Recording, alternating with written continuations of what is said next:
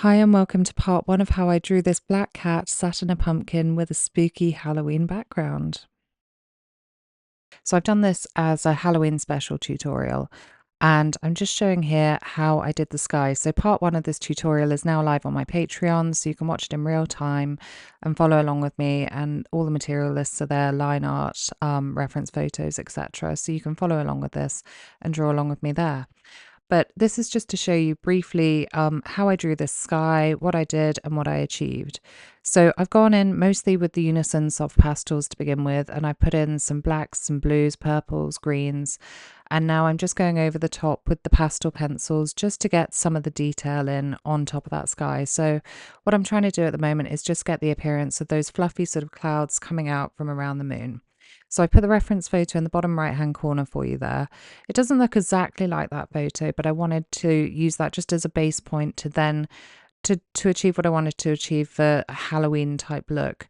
And I do talk about this in the video because we had complete free reign on this. It wasn't a commission, so we could do pretty much whatever we wanted with this sky.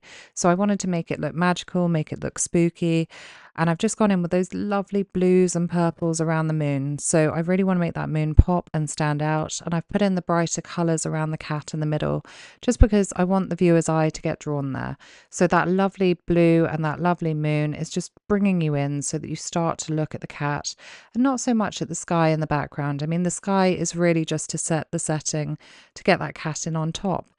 And part two of the tutorial will be focusing on the cat, and then part three focuses on the pumpkin. So this is just part one here of how I drew the sky.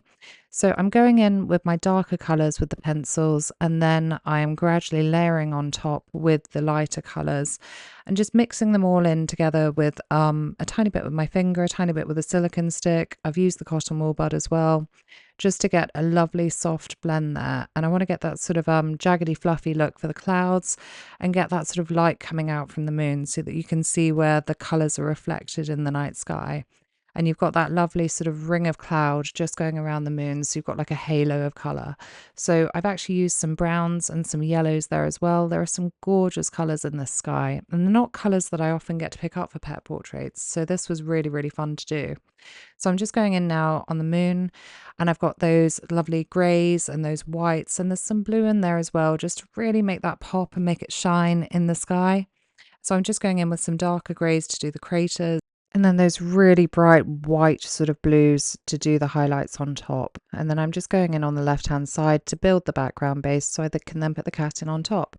So I really hope you've enjoyed this. I hope it's been an insight into how I did this. And if you'd like to follow along in real time, then do check out my Patreon channel, where I will talk you through from start to finish what I did and show you how I did this lovely moonlit sky. So I really hope you enjoy this, and I'll see you next time. Thank you. Bye.